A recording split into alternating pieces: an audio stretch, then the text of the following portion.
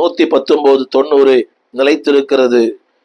ஏசாயா 40:8 என்றென்றைக்கும் நிலை நிற்கும். யோவான் 6:37 புறம்பே தள்ளுவ இல்லை. யோவான் 10:28 அது கெட்டு போவதில்லை, ஒருவரும் என் கரத்திலிருந்து பறிப்பதில்லை. These are the word God sustains you. என்னை கேட்டுக்கொண்டு பிள்ளையே, அவருடைய உண்மை மகா பெரிது. நாம தான் உண்மை இல்லாதவங்க. சமயத்துக்கு ஏற்ற மாதிரி, சூழ்நிலைக்கு ஏற்ற மாதிரி, ஆட்களுக்கு ஏற்ற மாதிரி, மக்களுக்கு ஏற்ற மாதிரி we change ourselves. ஆனால் தேவனுடைய நன்மைகள் ஒரு நாளும் கெட்டு போவதில்லை. யோபு 23:10 யோபு சொல்லுகிறார், நான் போகும் வழியை அவர் அறிவார். ஏன் தெரியுமா? Is not only a satisfier, is not only a sustainer, is your savior. அவர் ரட்சகர், அவர் அறிவார். He knows everything. என் வாழ்வின் மேடு பள்ளங்கள், என் துன்பங்கள், என் துயரங்கள் எல்லாம் அவர் அறிவார். அந்த வார்த்தை எப்படி சொல்லுகிறது? யோபின் புஸ்தகம் அதிலேயே 34:15 கூட, அவருடைய கண்கள் நீதிமான்கள் மேல் நோக்கமா இருக்கிறது, அவருடைய செவிகள் அவருடைய கூப்பிடுதலுக்கு செவி கொடுக்கிறது. Is your savior.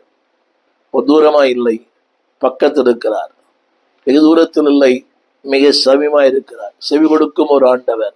இந்த நாளிலே என் அன்பு தேவ பிள்ளையே, அந்த வார்த்தை படிக்கிறேன், உன்மேல் நோக்கமா இருக்கிற கர்த்தர், நீதிமான்கள் மேல் நோக்கமா இருக்கிறார். உன் செவிக்கு, உன்னுடைய கூப்பிடுதலுக்கு செவிகளை திறந்திருக்கிற கர்த்தர். எனவே சங்கீதம் 34:22 இஸ் அவர் சேவியர். அதில் எழுதப்பட்டிருக்கிறது, அவர் எப்படி எனக்கு ரட்சகராக இருக்கிறாராம்.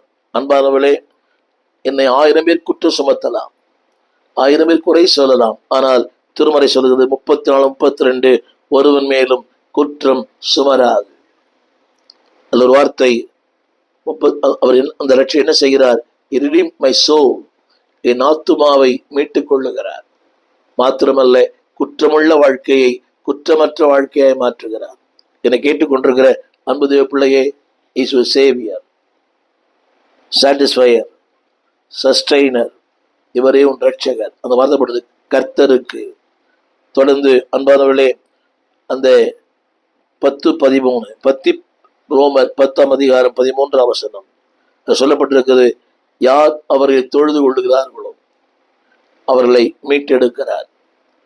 10:9 சொல்கிறார், நீ வாயினாலே அறிக்கை செய்யும் போது இஸ் a savior, உன்னை மீட்பார், ரட்சிப்பார், உன் பாவத்திலிருந்து, உன் அக்கிரமத்திலிருந்து,